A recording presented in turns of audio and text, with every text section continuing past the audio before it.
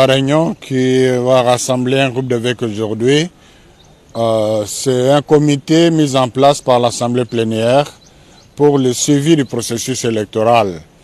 Depuis le dialogue à la Saint-Sylvestre, la conférence avait pris cette habitude d'envoyer et de proposer à la présidence de la SENCO les représentants de chaque province ecclésiastique pour l'aider à examiner la situation si c'est préoccupant, si nécessaire.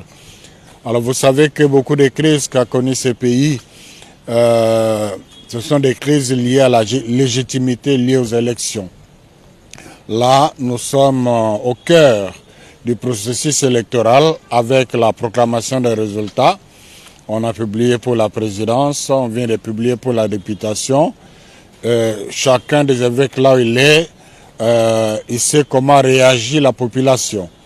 Et là, ils ont estimé que c'était nécessaire que ces commissions, ces comités se retrouvent à Kinshasa pour réfléchir, voir quels mots, quelles paroles l'épiscopat peut dire à ces circonstances.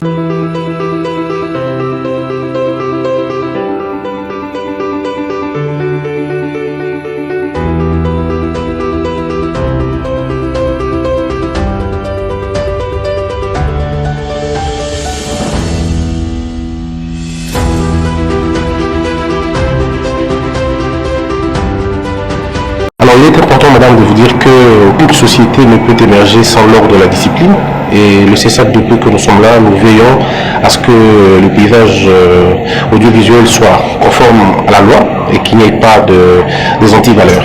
La piraterie, elle tue les entreprises, elle tue les usines, elle décourage ceux qui travaillent. Et nous avons décidé avec le bureau et même tous les CESAC d'interdire et surtout de sanctionner sévèrement toutes les chaînes qui s'abonnent allègrement à la piraterie, c'est-à-dire produire ou diffuser un contenu qui n'est pas le vôtre. Et nous avons donc discuté avec le DGA de la RTNC, la direction, on va dire, pour qu'ils mettent en place un mécanisme d'abord de recevoir les chaînes qui veulent diffuser en bonne et due forme, qui s'approchent à la RTNC, de la RTNC, et nous avons demandé à Naltesac de couper. Au cas où il y a un dérapage, de couper immédiatement toutes ces chaînes qui ne vont pas respecter la loi.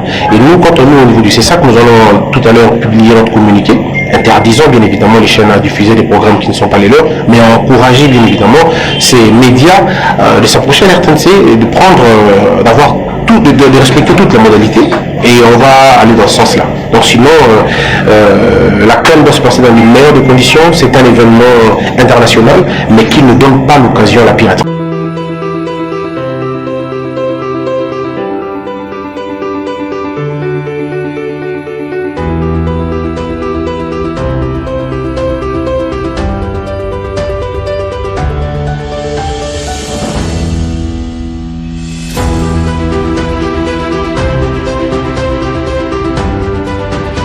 On rejette avec force l'hypothèse d'un règlement de compte entre le VPN de l'intérieur et le gouverneur de la ville de Kinshasa, tout en précisant que la décision de l'intérim prise par le vice-ministre de l'Intérieur, qui représentait le VPN, son Excellence Peter Kazadi, en séjour à Kamina, où il est parti rassurer à la population de ces coins du pays que le gouvernement ne déménagera aucun effort pour assurer leur sécurité.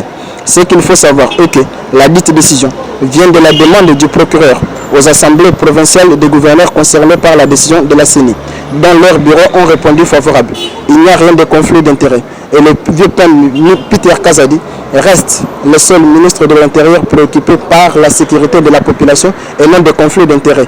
Il faut retenir qu'il était aussi candidat et compétiteur à ces élections. Nous saisissons cette opportunité pour féliciter le travail abattu jusque-là par le bureau de la CENI et l'encourage à faire toujours preuve de transparence pour les résultats des législatives nationales et provinciales, de même pour le municipal. Surtout le fait d'avoir puni en public tous ceux qui n'ont pas respecté les règles de jeu pendant cette période électorale. Cet acte vient une fois de plus à renforcer la confiance. De même, je présente mes très sincères félicitations à son Excellence, Monsieur le Président de la République, Félix Antoine Tshisekedi, à mon nom et au nom de toute la population de Massina, qui avait respecté le mot d'ordre de voter massivement pour le candidat numéro 20 pendant la campagne. Et je lance un appel à la population de Kinshasa et surtout celle de Massina en particulier, pour qu'elle puisse venir massivement participer ce 20 janvier au stade des Martyrs à l'investiture du meilleur élu de la République, son Excellence Fathi Beton. Merci.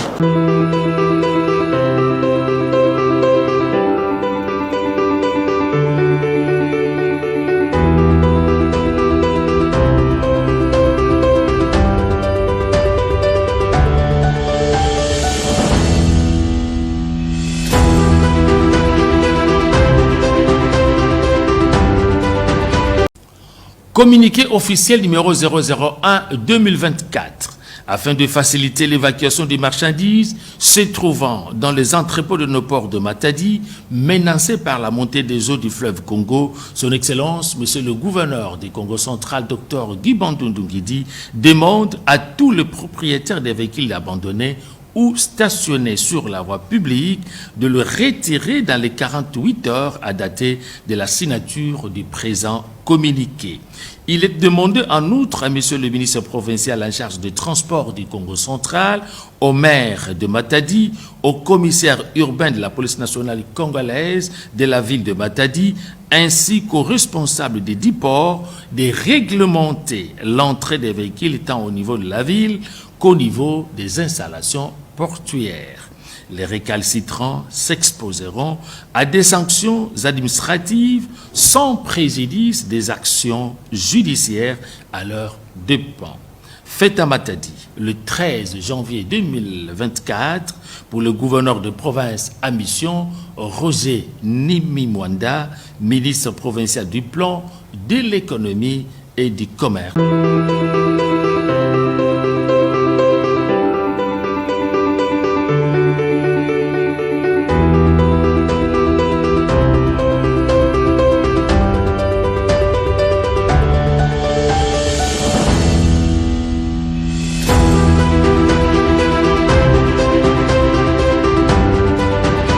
Mètre après mètre, la rivière de lave s'écoule inexorablement vers les premières maisons de Grindavik.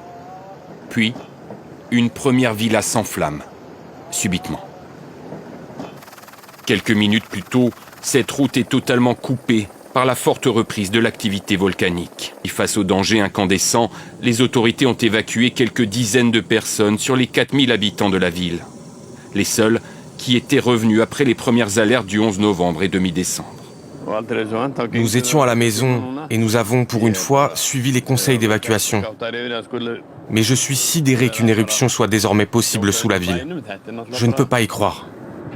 Le danger est désormais partout, sous et à côté du port.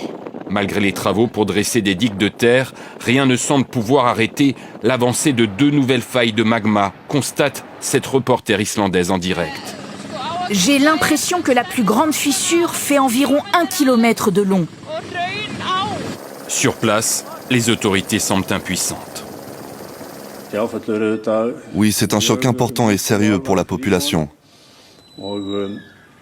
Mais pour le moment, il n'y a plus rien à faire à ce stade. Aucune victime n'est à déplorer depuis la disparition d'un homme dans une crevasse mercredi. Mais la cité, vidée de ses habitants, s'attend à d'importantes destructions.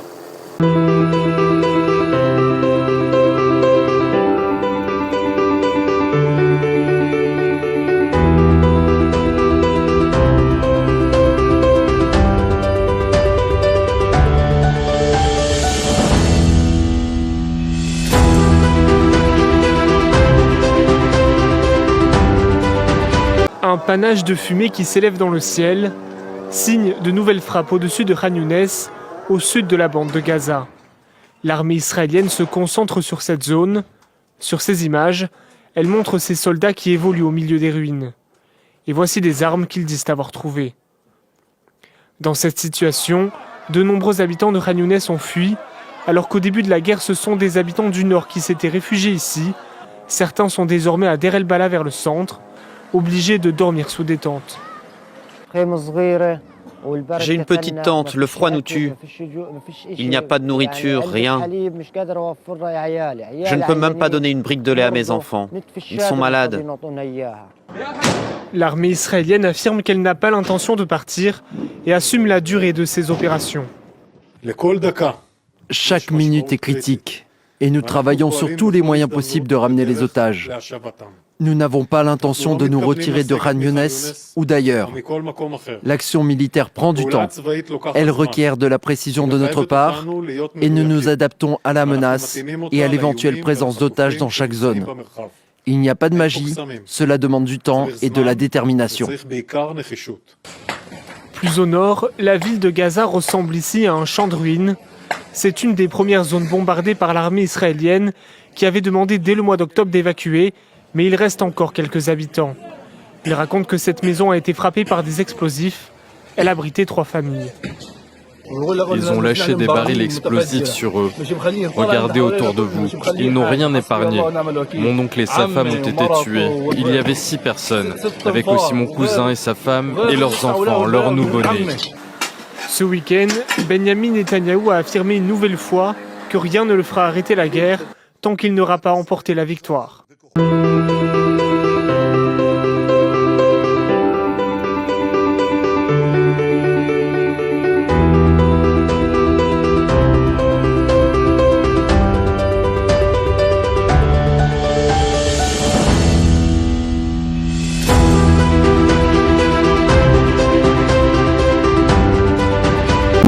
De rejoindre non pas un grand club, mais une institution. Je crois qu'il y a une nouvelle dynamique.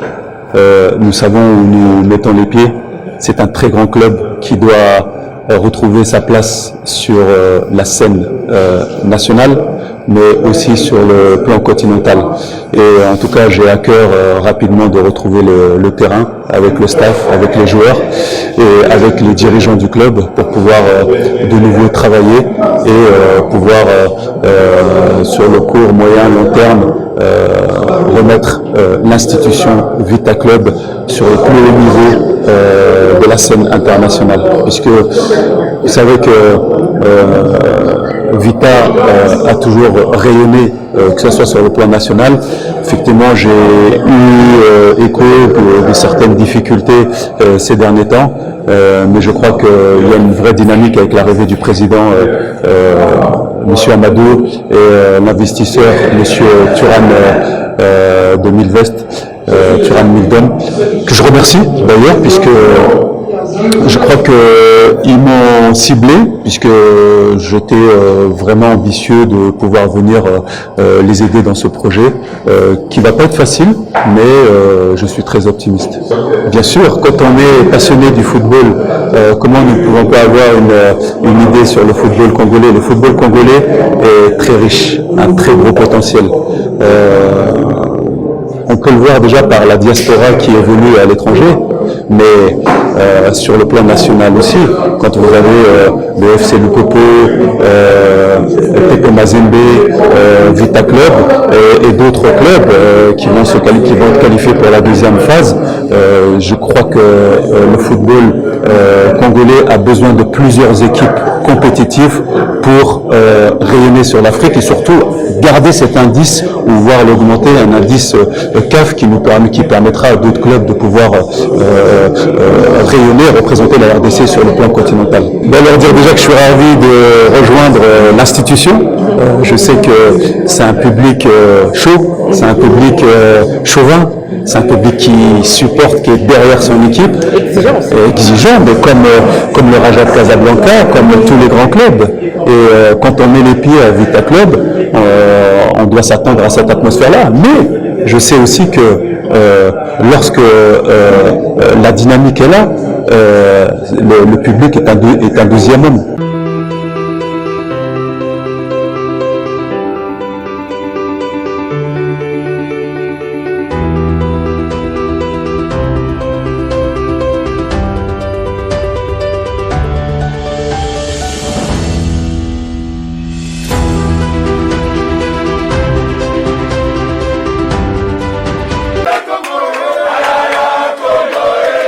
Fini les débats et la polémique créée autour de répartition des quotas des différentes structures de soutien et groupes d'animation des Léopards pour la Coupe d'Afrique des Nations Côte d'Ivoire 2023. Aux premières heures de ce jeudi 11 janvier 2024, le ministre des Sports et Loisirs, François Kaboulou-Moana Kaboulou, a personnellement tenu une causerie morale avec un échantillon des animateurs et dirigeants sportifs. Au menu des débats, la présentation officielle des équipements sportifs et objets de communication en vue d'assurer la visibilité et l'identification de la délégation congolaise pendant son séjour en terre ivoirienne.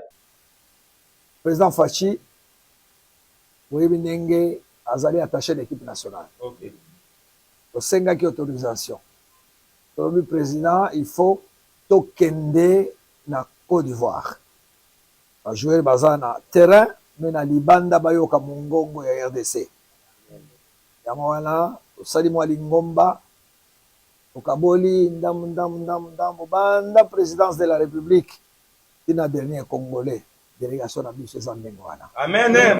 Et pour un Tokei, comme supporter, il y a l'équipe nationale, il y a la République démocratique du Congo. Une première de l'histoire, s'exclame Thomas Iyela, président national du groupe des animateurs de la République démocratique du Congo. Na kombo ya ba animateur ya République démocratique du Congo, lelo eza mokolo moko ya esengo. C'est la toute première fois tokutana na cérémonie ya boye. Na sengi na président parti, na sengi na chef du gouvernement, na sengi na batu nyonso. Ba biloko eleki na kamwa biloko ya mikemeka ba chaîne privée, ba on batu edizaka groupe d'animation ya Léopard. Batu wana bolokola ba moni ya fefe akomi aza biganagana. Kombo to pesa ye. Banda ye akoma biganagana. Équipe nationale les ont gagné. Ba lingi nde ba décourager ye. Po ba banda koloba ya décourager ako décourager te.